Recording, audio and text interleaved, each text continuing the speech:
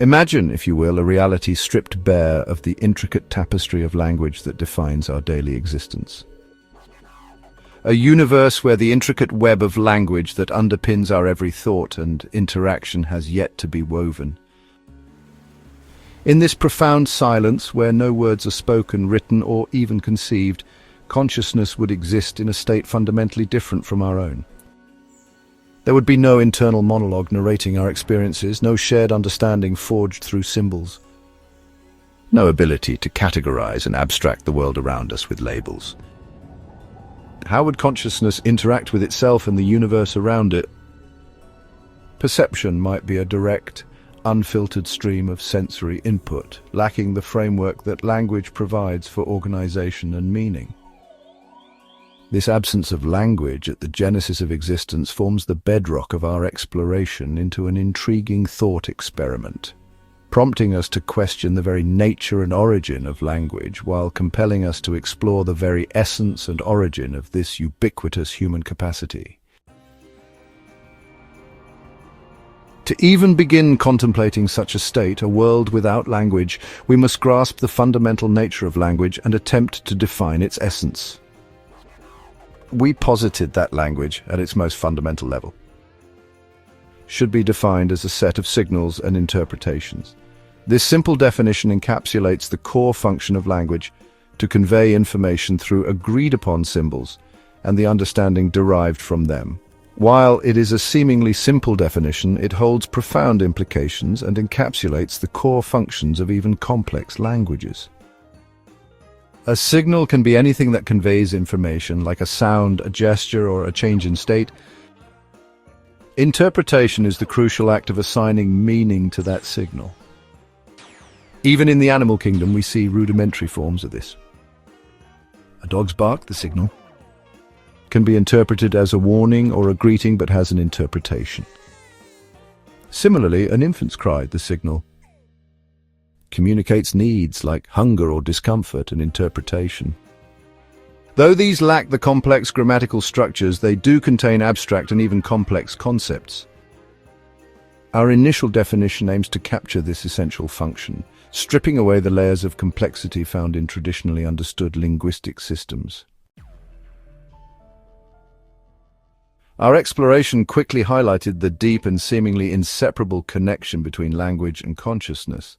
We argued that language exists for the sake of mind or consciousness.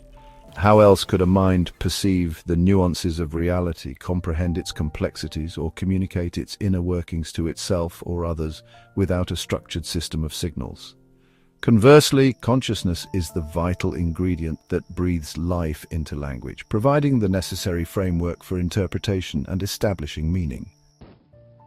We argued that language serves as the bedrock for the mind's ability to perceive, comprehend, and communicate.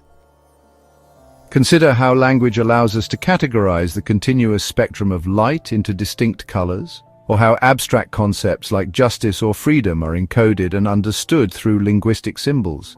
Internal thought itself often takes the form of an inner dialogue, a silent conversation conducted in language. Without this system, our ability to form complex thoughts, reason abstractly, and share intricate ideas would be severely limited, if not outright impossible.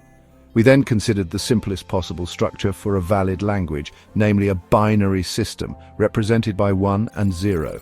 Constituting the minimum set with at least 2 distinct elements for differentiation, binary appears logically sound as it provides this minimum requirement for differentiation. In information theory, binary code forms the basis of digital communication. Even simple systems like a light switch use a binary state, on or off, to convey information. However, we immediately encountered a critical hurdle.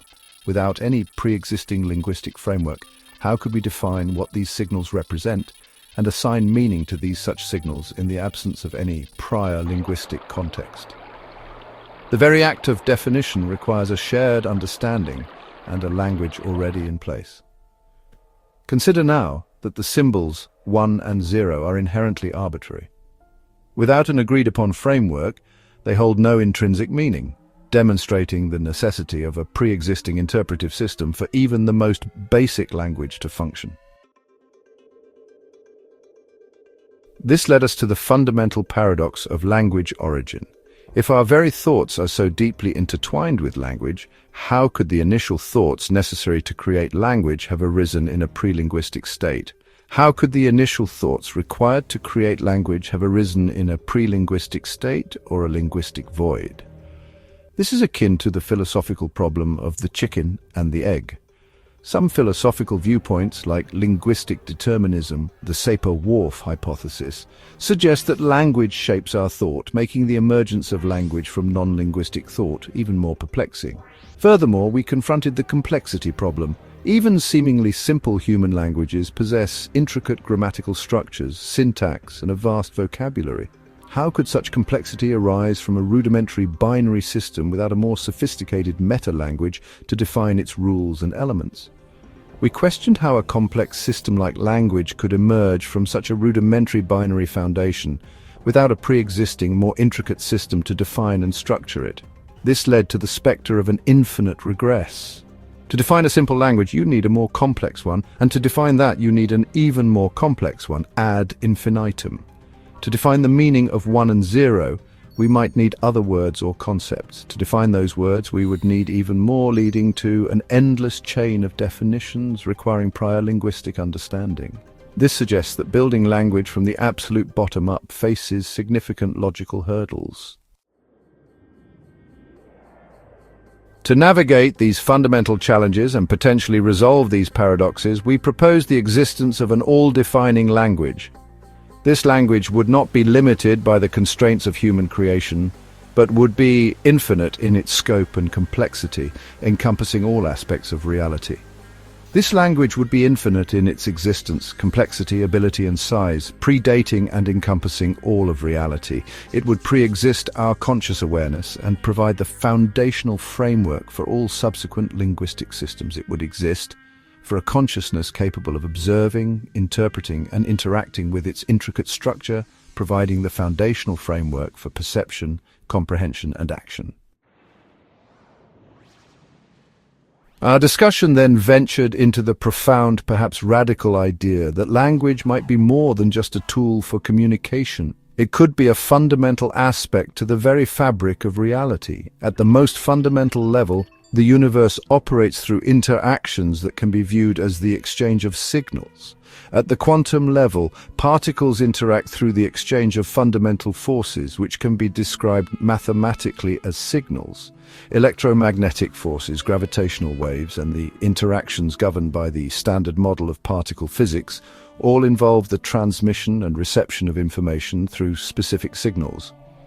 Mathematics, essential for differentiating and quantifying signals, with its precise symbols, logical rules, and ability to describe the universe with remarkable accuracy, can be seen as a fundamental language underlying reality. Its inherent structure and ability to quantify and relate different aspects of the universe suggests it is a core component of our all-defining language. The sequential nature of sending, receiving, processing, and acting upon signals necessitates the existence of time within this linguistic framework. Any system involving the transmission and interpretation of signals inherently requires time for these processes to unfold. The concepts of when a signal is sent, how long it takes to process, and when to act are all temporal aspects intrinsically linked to the idea of language as signals and interpretations. Phenomena like quantum entanglement and the selective interactions of matter with signals hint at underlying rules and a form of inherent interpretation. The phenomenon of quantum entanglement, where two particles become linked in such a way that they share the same fate regardless of distance, suggests a deeper level of interconnectedness and information transfer that might be governed by underlying principles akin to a fundamental language.